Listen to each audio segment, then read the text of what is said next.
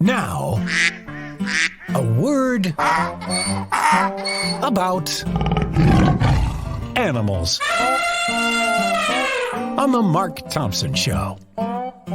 Put it together for Karen Dawn, everybody, from DawnWatch. Hello, Karen. Good to see you. Yeah. What do you have for us today? Always so much going on.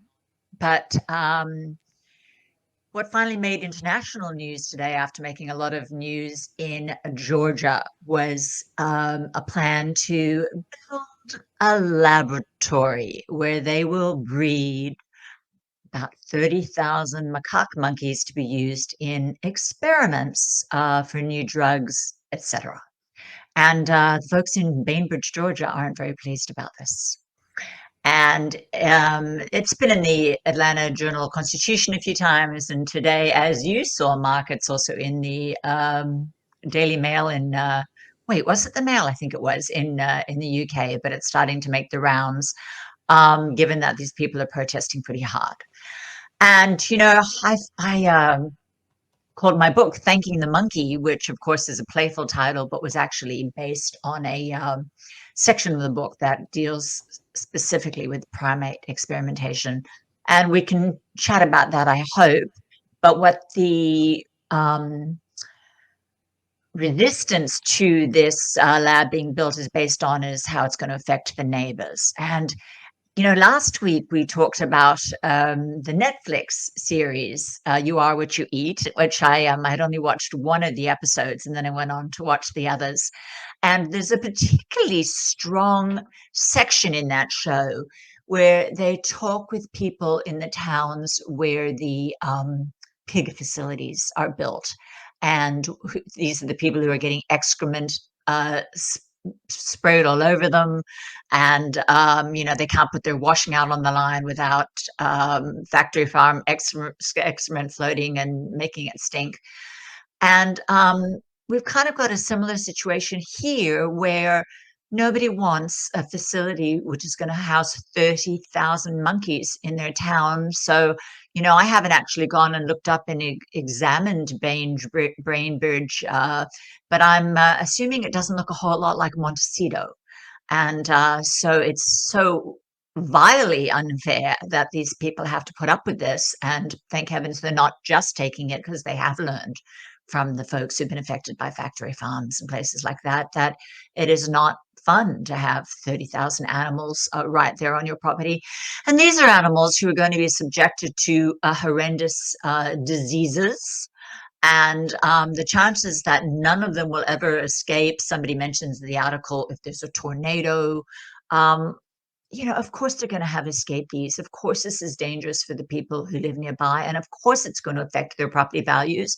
Plus 30,000 monkeys will be releasing a lot of excrement, which is going to go into end up eventually when there's rains and floods into the local waterways. This is just absolutely awful for the humans before we even get on to what it's like for the animals involved. And as I mentioned, thank heavens it's starting to make news and get some kickback. Yeah, and I like that you also mentioned that it's really the notion of neighbors being closely, close enough to all of these monkeys that they're worried about their neighborhood. They're worried about their property values, as you've suggested. They worry about the noise. They worry about the, there's not a lot of worry about the monkeys. There's not a worry about, they're being sold to labs where it's a torturous, awful world in these labs. I mean, were it only that they were exposed to these illnesses, et cetera, but their life in these cages, and I mean, I know way too much about this, and I don't want to turn people off, but it's just in all the ways that they can get into your spinal cord and other key parts of your body. They do it with animals, of course, without any anesthesia, and they do it with that. I mean, it's a brutal life. So anyway, back to the monkeys being, as you suggested, the research center that would house 43,000 monkeys or whatever it is. It pulls back the curtain on an industry. I'm going to follow up, not with details of the torture, but I think a lot of people think, well, it's either the monkeys or it's us. And I mentioned, dangerous diseases, etc. And actually, you know what? I just realized I've misled people a little bit by leading with that because the vast majority of experiments on animals for medical testing, it's not about trying to cure dangerous diseases. It's not about trying to cure cancer. It's that when a drug company releases a drug, for 10 years, they can make money on it. And at the end of that 10 years, the drug becomes a generic. The company loses its patent. They can't, you can buy a generic version of that drug after 10 years. And the companies then are out of money on that drug. So they have to release another drug. And something that I think most people don't realize is that when a company is doing research for a new drug, that drug has to do what the company says it will do. For example, if they say they're putting out a decongestant for colds, they have to release a decongestant for colds. What the drug doesn't have to do is do any better a job of it than the previous drug did, the one that they're no longer making money on. Or they can change it slightly to make it go for 6 hours rather than 4 hours, or 8 hours rather than 4 hours. But a brand new drug aimed that's brought onto the market to make more money for the industry needn't be any more effective than previous drugs. And that's what the vast majority of these tests on monkeys are for. It's not because we're desperately trying to kill cancer or Parkinson's disease. Now, they are testing on cancer and Parkinson's disease, et cetera. And another time we could have a really interesting topic on whether it's ever right to test on members of other species when we're hoping to save human life. But if people think that's what these 30,000 monkeys are going to be used for, if they do some research, they'll find their way off track on that. And it's not a matter of saving human life. It's a matter of trying to make more money for the drug companies whose patents have run out on the drugs that are currently on the market. Well, this is, I think, provocative on two levels. There's this from Lori, which is absolutely true. I worry about the fact that animal studies do not usually translate to human results. Support group Scientists Against Animal Experimentation. That is 100% true, Lori. And one of the things that I think Karen is touching on sort of obliquely there, and obliquely is a ding word, is the notion that the animal experiments are used in ways to wiggle their way into new FDA approval for a drug that they can then make money off of. But to your point, Lori, there is really no relationship between the success in animal testing and the success in a human population. So you have an industry, and this is the real thing. I'm so glad that you're mentioning this today, because to me, I find it one of the most galling things that universities and government agencies, they have immense, and you've seen it here in pharmaceuticals, immense labs dedicated to this horror of animal testing, when the animal testing bears no relationship to what's going to happen in the human population. So why do these things exist? Because of money. When it doesn't make any sense, it's always because of money. And in this case, it's an industry. So many people make money on this animal testing that it exists purely to make money. Now, you would say, Karen is so fair to the other, you would say, well, it does, maybe there are cases in which it might help. Maybe, but overwhelmingly, it's an industry that exists simply to make money. I love that we're getting to know each other because, of course, Karen will say, well, you know what? In 1%, in 1% of cases, the results do translate. And some people would say that's enough. It saves lives. But here's the problem. In all the cases that they don't translate, we endanger a lot of lives.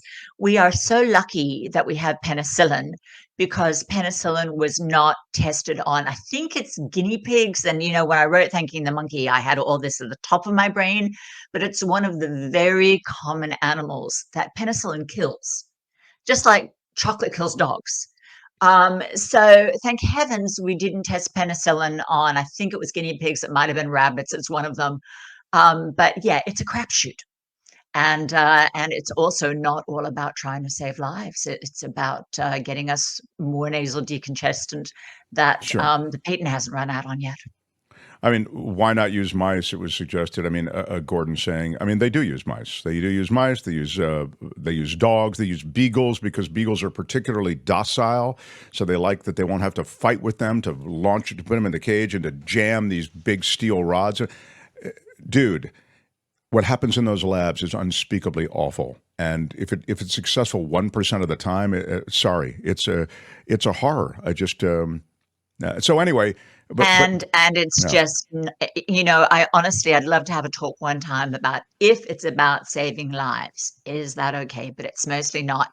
And in honor of Gordon, I really want to, 1 week, Mark, I hope you and I can talk about rats and mice, because it's like, why not use mice? I really understand that people care more about monkeys than they do about mice and rats.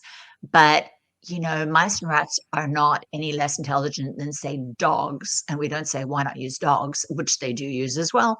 So I just, this whole idea that some animals it's okay to torture and others it's Right. not. I'd love to rethink that. But yes, this is 30,000 monkeys that they're talking about using. And of course, they're putting it in an area. I think the company's called Safer Human Medicine or something. It's a bunch of people from the Charles River company. It's their new company, their new job. And part of me thinks I'd just like to take a page from some recent politics and say, why don't we bring these monkeys to the neighborhood of the people who are running this company and see if you don't think it's going to affect property values, if it's not going to be a problem having them in there, let's put neighborhood. Yeah. I mean, as you and the notion that they would escape, or in other way, that this is with that many creatures. I mean, very possible. Of course. Well, I love that you brought it to our attention. I know our time is short today, but I also am glad that you mentioned that you are what you eat. You were you'd seen one episode the last time, and then I think you messaged me and having seen more and go, well, it's not quite as, it's got a point of view for sure, that series, but it's changed a lot of minds. It definitely has a point of view. And the reason I mention that is because, yes, they don't just do the tests on the twins. They also do mention what the animal farming business does to our world. And they do show these people who are horribly affected by it. So, yes, as I suspected, they did find that the people who are on the vegan diet did better on a lot of measures. Not every single measure, so that's interesting. It was very even-handed in that way. But yes, the point of view is there because it does mention all the other negatives of factory farming animals. Yeah. For So our anyway, diets, yeah. Somebody but else it's fun, by the way. Somebody else who saw it said that that we who produce Game Changers ought to sue them because they essentially took the exact thing that we did with Game Changers, even some of the same experiments, to yield some of the data. And I'm for getting the word out, however it happens, whatever. It's the same guy, Luis Ahoyas. Exactly, it's the same director.